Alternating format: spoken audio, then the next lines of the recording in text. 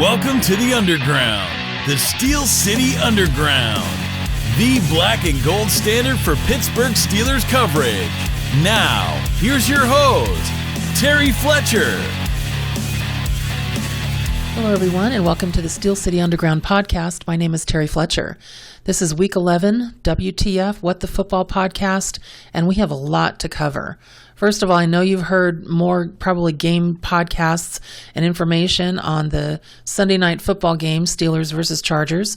Everyone came to the West Coast, and luckily for us, Ben was off the COVID list, and he looked like vintage Ben. I don't care what anybody says. I think he looked great. So for any Ben haters out there, what the football, to you, especially in the fourth quarter. He did everything he could to get a win for the Steelers. I think the two missed helmet-to-helmet calls, one on Najee Harris that ended him up in the blue tent, and it wasn't called, and it was so clear. The ref was right there, and luckily he did not have to go out of the game for concussion protocol. He was just checked, and he was fine. From what I heard on the sideline, he actually pushed one of the blue tenter physicians out of the way to get back on the field. But the problem with that non-call, or both of them, is that, first of all, you don't get the 15-yard penalty and at crucial times, and secondly, you lose one of your players. So we were down at the goal line, and we did not have him to run the ball. So Ben has no choice unless we want to go with Snell or another one of our backup running backs. And right now it's very thin back there. And I think we have Balaj as well. And so it's basically passing. Luckily, it worked out for a touchdown, but we really need to figure out another backup in the backfield, because Philip Lindsay just became available from Denver, so I'm hoping he's respectable. He would give it another look, so maybe we'll pick up him or do something to strengthen that backfield, because right now it is not strengthened at all. But let's take a look and kind of finish up the what the football for the Steeler game. First of all, there was a play in the game that Cam Hayward, now he just balls out. It doesn't matter what's going on. Obviously, our backups to the backups in our defense did not help us out at all. We had Minka out. We had Joe Hayden out. And so between our defensive back lack of help and lack of tackles, the last play killed us. And that's what lost the game for us. If Minka or Joe was back there, somebody would have been covering that guy going into the end zone. But unfortunately, it wasn't, and so that was definitely a screaming what the football moment after coming back, being down 17 points and coming back to tie it up and then taking the lead with a field goal, but then we could not defend. I want to call it San Diego, the Chargers. So they're in LA now. I keep forgetting. I'm based in California, so for me, they're always going to be the San Diego Chargers. So that's tough for me. But yes, they are LA. But anyway, that was definitely a not just a nail biter. All of our games are heart attack games, but you just could not believe that we came back from that. It was absolutely insane. And so I just, getting back to Cam Hayward, he basically was amazing in his running down the field to tackle someone and then trying to get up off the pile. It looked like he punched Herbert, which he did not. And actually in an interview I saw today, Justin Herbert said he did not. He was just, trying to get out of a pile, heat of the moment, and he's a great player in all respect. And so there was a post saying that there was a potential for him to get suspended, but the NFL's not going to suspend him. Of course they aren't. Come on. What the heck? So, or I should say, what the football? Just everybody is such a knee-jerk reaction to things they don't understand that happen in real fast time on the field and what's going on at the time.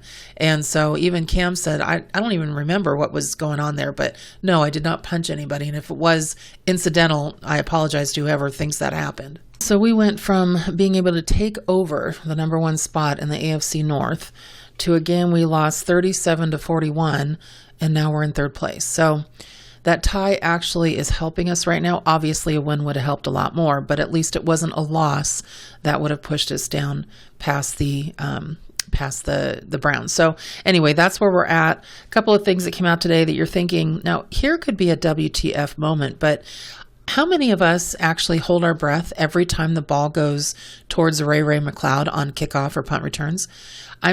Or punts, and I'm just like, you know what? I never know if he's going to drop it, if he's going to fumble it, if he's going to come out of the end zone when he should have just taken a knee in there so he could start at the 25.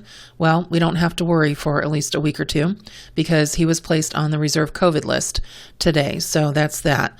Also, we never really hear from Ebron, our tight end, and when he isn't dropping the ball, which he did have a touchdown last week, good for him, but they're flashes, and he's not one of the best blockers. He's definitely not Freiermuth, and I don't know if we've seen the last of him, but we have for this season. So Eric Ebron is out for knee surgery, and he is out for the season. So my question is, who is going to be the new punt returner and kickoff returner? So that'll be interesting. I know that it used to be a long time ago AB, but because that's a dangerous position with, all these players coming at you, who knows if they will put Deontay Johnson back there. And if you talk about Butterfingers, even though he works on it week to week, he did not help us out in that Lions game at all. And I think he contributed to the loss. So I should say the tie. See, I'm still reeling from that WTF moment with that tie. But they did promote tight end Kevin Rader from the practice squad. So now we do have Freiermuth and Rader are tight ends, and we'll see what happens with that. We definitely need some help there, and Ben needs some weapons. So we'll hopefully going into Cincinnati, which is a hostile environment, an AFC North partner, I guess you'd say. So rival is probably the best way to put it. We need a win. We need a win, and we need a win big. So let's just hope that we can have that even when we don't have help a lot of times. But let's just be happy we have Ben. I mean, look at the alternatives. If we don't have Ben, all of us would be saying, what the football? And it would be very scary. So in week 11, boy, some weeks goes according to plan in the NFL. Contenders win, pretenders lose, and all is right with the universe. Well, week 11 was not that week. I mean, where do you even begin around the league? So the number one playoff seed in the AFC, the Tennessee Titans, they were beaten so badly at home by the one-win Houston Texans. I mean, what the football? The Buffalo Bills, who people won't stop talking about as the front runner in the AFC, they were blown out at home by the Indianapolis Colts, which I think they're the sleeper. I mean, their running back, in fantasy points, their running back had almost 52 points. I think it was 51.8 or something. Unbelievable. And the NFC bracket, that's not much better either. The top seeded Green Bay Packers, they lost to Minnesota in the last few seconds by a field goal. And the Dallas Cowboys, who I think are the worst team with one of the better records, they came up short in Kansas City, which I kind of figured Kansas City would win. They were favored by way too much. But, I mean, at least the Jaguars and Lions lost like we expected to. So amidst the chaos and what the football week 11, this is crazy. But the power rankings definitely changed because of what's going on out there. And it was just crazy if you got a chance to watch week 11. I mean, even the Jets, the Jets basically, they put in Joe Flacco. So they decided they were not going to have their rookie in for right now. Luckily for me, I had their wide receiver Elijah Moore in fantasy because he had 8 catches for 141 yards and a score. And people are like, who do you have? It didn't help me win my fantasy league in 3 of them out of 4, but at least I did have him. But Flacco played kind of okay, but I'm surprised they're not sticking with Mike White. I mean, to me, it's like, what are you doing in New York? But you know what? Whatever. They're out on some island out there trying to figure out what's going on with them. Now, when you're looking at the Cleveland and the Lions game, okay, the Lions just keep finding ways to lose. I actually think their head coach, he could be out of it right now. But, Cleveland beat them 13-10, which tells you the Lions are always in it. They keep finding ways to lose, though, and it gets ugly. But, Jared Goff, he wasn't in. They used Tim Boyle, and you would think that he would be able to do something out there against Cleveland. No, he passed for just 77 yards. Yikes. Talk about what the football. That was crazy. But You know, it's really unfortunate because that could have really helped us based on how our game was. And so that was definitely unfortunate. But now let's take a look at Atlanta. Okay, I'm just going to say this and all of you can say, what the football, Terry? But Atlanta Falcons, they just stink. They're terrible. They just are a terrible football team. They lost to New England 25-0. They don't have the worst record in the NFC or in the NFL, but they're just terrible. That's the first time they were shut out at home by the Patriots.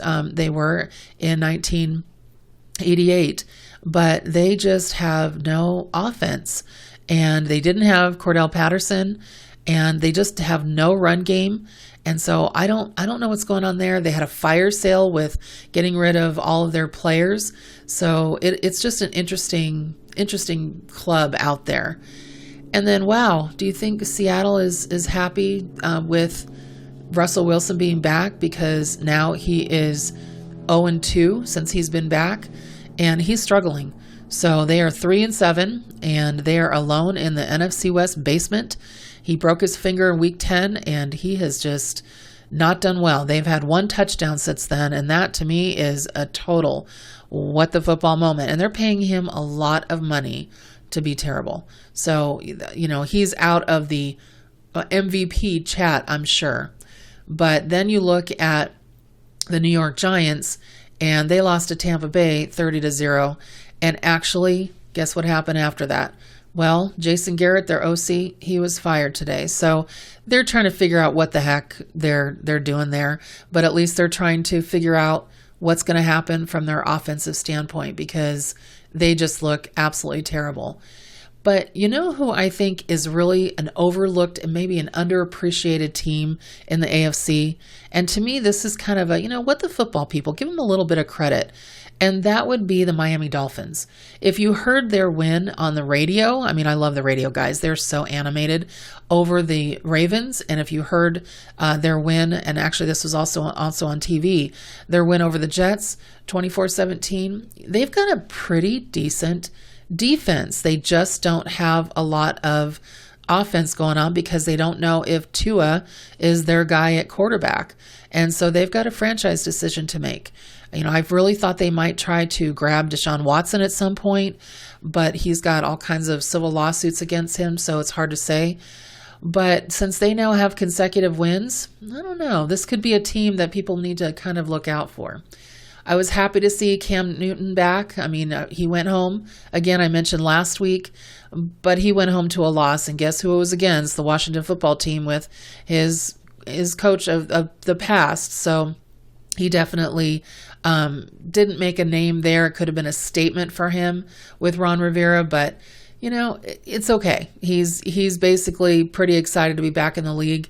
And did they lose 27-21? Yes, but can you tell that he's back? He's back. There is just no question at all. But who's really not back at all and who is just absolutely waning? And that would be the Raiders. And I can't be happier about that. I am not a Raiders fan. As a Pittsburgh Steelers fan, I cannot stand the Raiders. I can't tell if it's the Raiders or Cincinnati or the Ravens or the Bears I dislike more. I don't know. I think that my favorite thing about the Bears are Baker Mayfield's commercials. I think my favorite thing about Cincinnati would probably be Joe Burrow, because he's after all of the nastiness we used to get from Cincinnati. And I personally can't think of anything I like about the Ravens. So maybe the Ravens is the worst one. But you know what, the Raiders, I mean, everybody wants to just suck up and kiss up to Derek Carr, which I think he's a respectable backup. I don't see him as always being a starter. But, for somebody who is an extremely religious guy who really likes to spread love everywhere in his press conferences, he was pretty mad. And he basically was like, you know what? We are terrible. And he's like, this just made me really mad and I'm pissed off. And he was definitely having a moment. So it'll be interesting to see what the Raiders do there. Now, here's where it gets, just kind of interesting when it comes to New Orleans. So when New Orleans beat Tampa Bay, everybody was like, wow, this is a fluke. Tom Brady's a god and, you can never beat him. But everybody's beating New Orleans now. Philadelphia beat them this week. New Orleans has lost a couple in a row, and they're just not doing well.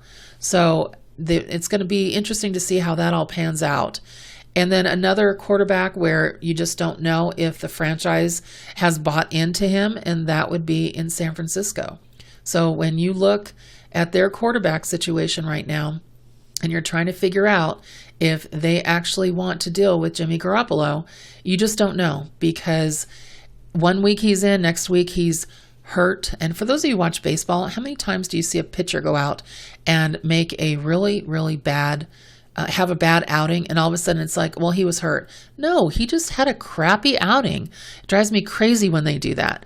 But we'll see how this kind of, just kind of pans out with them. They're back to 500 for the first time since week 4 after winning 3 out of 4, and we'll see if they keep him. I have a feeling he may not be playing in San Francisco in a while, so we'll see how that all pans out.